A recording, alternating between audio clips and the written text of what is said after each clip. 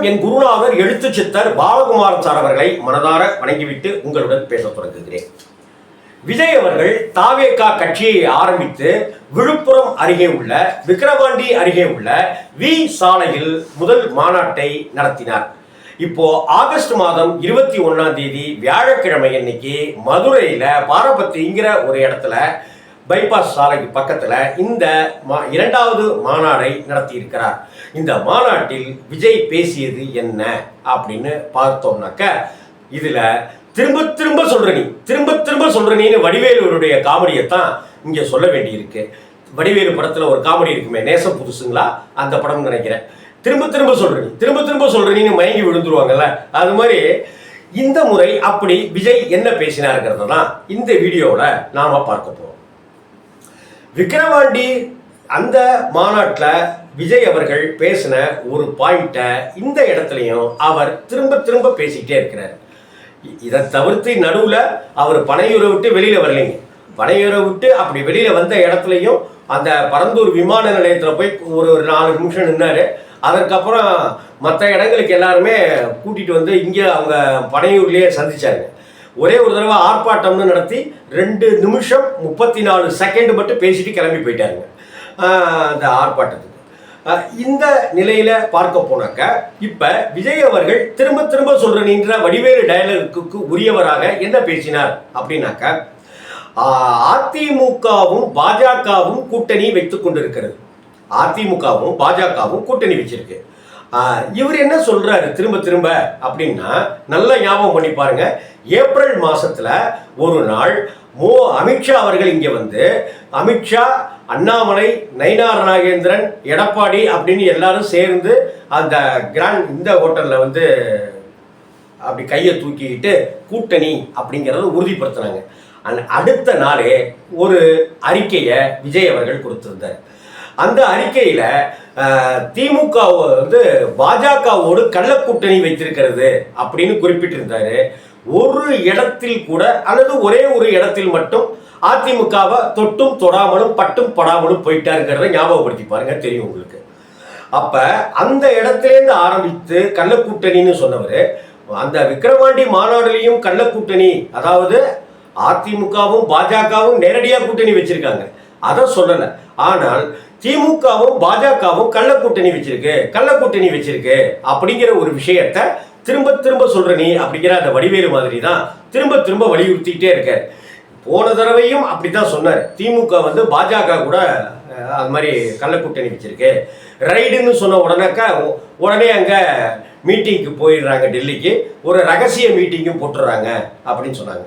சமீபத்தில் ஐ.பெரியசாமி வீட்டில், அமைச்சர் ஐ.பெரியசாமி வீட்டில் கூட அப்படி ரைடு நடந்ததுக்கு இங்கேருந்து யாரும் அப்படிலாம் டெல்லிக்கு போய் யாரையும் சந்திச்ச மாதிரிலாம் தெரில. ரைடு நடந்த பிற்பாடு உடனடியாக இங்கே சென்று அமித்ஷாவை சந்தித்தவர் வந்து எடப்பாடி பழனிசாமி தாங்கிறது கட்சி தலைவராக இருக்கிற தாவேகாவுடைய தலைவராக இருக்கிற விஜய்க்கு தெரியுமா என்னங்கிறது தெரியல. ஆனால் அவருக்கு கொடுக்கப்பட்டிருக்கிற அசைன்மெண்ட்டுங்கிறது இதில் 3 விஷயங்க. ஒன்று, அதிமுகவும் பாஜகவும் நேரடியாக கூட்டு வச்சிருக்காங்க, அதனால அதிமுகவுக்கும் பாஜகவுக்கும் ஓட்டு போடாதீங்க அப்படிங்கிறத மறைமுகமாக சொல்ல வர்றாரு. 2வது பாயிண்ட் என்னன்னாக்க, திமுக வந்து பாஜகவோட கள்ள கூட்டணி வச்சிருக்கு, திருட்டுத்தனமான கூட்டணி வச்சிருக்கு அப்படின்னு சொல்றாங்க. 3வது என்ன அப்படின்னு சொன்னாக்க, ஏற்கனவே சொன்னது போல 77ஆம் ஆண்டுக்கு பிறகு எம்ஜிஆருடைய ஆட்சிக்கு பிறகு தமிழ்நாட்டில் எந்த நல்லதுமே நடக்கல. அதற்காக நாங்கள் வந்து அண்ணாவின் கனவையும் எம்ஜிஆருடைய கனவையும் அண்ணாவின் ஆட்சியையும் எம்ஜிஆரின் ஆட்சியையும் நிறைவேற்றுவதற்கு நான் ஒருத்தன் தான் அப்படிங்கிறேன். ஆக அதிமுக ஓட்டை கபலீகரம் செய்யணும், அதிமுகவுக்கு ஓட்டு விழாதுங்கிறது அவருடைய திட்டம். ஏன்னா பாஜக அதை தான் சொல்லி கொடுத்துருக்காங்க. என்னன்ட்டு, பாஜக கூட அதிமுக சேர்ந்தாக்க பாஜகவுக்கும் ஓட்டு கிடைக்காது, அதிமுகவுக்கும் ஓட்டு கிடைக்காது அப்படிங்கிறது. இங்க இன்னொரு பாயிண்ட் அவங்க பிரஸ் பண்ணிக்கிட்டே இருக்காங்க, திமுகவும் பாஜகவும் கள்ள கூட்டணி. இதை சொல்லி திமுகவுக்கு வர வேண்டிய ஓட்டுகளை வரவிடாமல் செய்யறது, மைனாரிட்டி ஓட்டுகளை வரவிடாமல் செய்யறது அப்படிங்கிறதையும் ஒரு பாயிண்டா வச்சுக்கிறாரு. கூடவே இந்த முறை போன விக்கிரவாண்டியில இல்லாத ஒரு வார்த்தை என்னன்னாக்க, ஆர்எஸ்எஸ் அப்படிங்கிற வார்த்தையை தைரியமா அவர் சொல்றாரு. ஆர்எஸ்எஸ் கூட நாங்கள் கூட்டணி வச்சுக்க மாட்டோம், இந்துத்துவா கூட கூட்டணி வச்சுக்க மாட்டோம், இஸ்லாமியர்களுக்கு எதிராக நீங்கள் செய்றீங்களே மோடி அப்படின்னு கேட்குறாரு.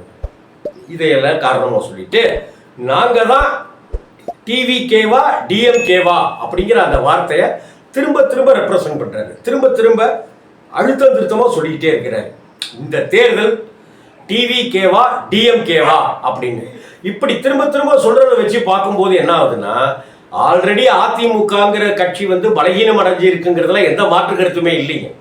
அதே போல பாஜகவும் தமிழ்நாட்டில் ஒரு ஸ்திரத்தன்மையா இல்லைங்கிறதும், கொல்லைப்புறம் வழியாக அதிமுகவின் மூலமாக வரப்பாக்குறதுன்னு விஜய் அவர்கள் தைரியமா சொல்றதுக்கு காரணம், இப்படி சொல்லுங்க அப்படின்னு ஆர்எஸ்எஸ் தரப்புலையும் பிஜேபி தரப்புலையும் சொல்லப்பட்டிருக்கு விஜய்க்கு. அதைத்தான் அவரங்க சொல்றதா பார்க்கப்படுது. ஏன்னாக்கா அப்படியே மடைமாற்றி விஜய்க்கு அந்த ஓட்டு விழணுங்கிறது தான் இந்த வார்த்தைகளுக்கு பின்னாடி இருக்கிற ஒரு நோக்கம். ஆக கள்ளக்கூட்டணி அப்படின்னு வச்சிட்டு இருக்கிற திமுக ஒவ்வொரு விஷயத்தையும் சட்டமாக்கப்படுகிற போது எதிர்த்து கொண்டே இருக்கிறது. சமீபத்தில் கூட ஆர்எஸ்எஸ்ஐ சேர்ந்த சிபி ராதாகிருஷ்ணன் அண்ணன் அவர்களை துணை ஜனாதிபதி வேட்பாளராக நிறுத்தும் போது டக்குன்னு அடுத்த நாள் திருச்சி சிவாவை நிறுத்தலாமா, யாரை நிறுத்தலாம் அப்படின்னு யோசனைகளுக்கு பிறகு ஆந்திர மாநிலத்தைச் சேர்ந்த சுதர்சன ரெட்டி அவர்களை இந்தியா கூட்டணி துணை ஜனாதிபதி வேட்பாளராக அறிவிச்சிருக்கு. இதற்கு பின்னாடியும் பல அரசியல் காரணிகள் எல்லாமே இருக்குங்க. அப்படிப்பட்ட ஒரு சூழ்நிலையில கள்ளக்கூட்டணின்னு எதை வச்சு சொல்றாரு அப்படிங்கிறது தெரியல. போன தடவை சொன்ன அதே விஜய் தான் இந்த தடவையும் எங்க கூட யார் வராங்களோ அவங்களுக்கு கூட்டணியில நாங்கள் ஆட்சியில பங்கு கொடுப்போம் அப்படிங்கிறத சொன்னார். இது வரைக்கும் கூட்டணியில ஆட்சியில கூட்டணிக்கு யாருமே வரல அப்படிங்கிறதையும் அவரே சொல்லிட்டு சஸ்பென்ஸ் நீடிக்கட்டும் அப்படின்னு சொல்றாருங்க. யார் வரப்போறாங்க அப்படிங்கிறது தெரியல. ஒருவேளை மக்கள் நீதி மையம் மாநாடு நடத்தும் போது கமல்ஹாசனுக்காக கேரளாவில் இருந்தும் டெல்லியில இருந்த அரவிந்த் கெஜ்ரிவால் எல்லாம் வந்தா போல இவங்க கூட்டணிக்கு அரவிந்த் கெஜ்ரிவால் மாதிரியான யாரையாவது கூட்டிட்டு வருவாங்களா என்ன கூட்டணிக்குங்கிறதும் தெரியலீங்க என்னன்றத. தாவேகா இந்த கள்ளக்கூட்டணி அப்படிங்கிற காயினை நகர்த்துது. இதை தமிழகத்தினுடைய அரசியல் கட்சிகளும் கூட்டணி கட்சிகளும் இதை கவனமாகவே கையாண்டுட்டு வருது, பார்த்துக்கிட்டு வருதுங்க. வணக்கம்.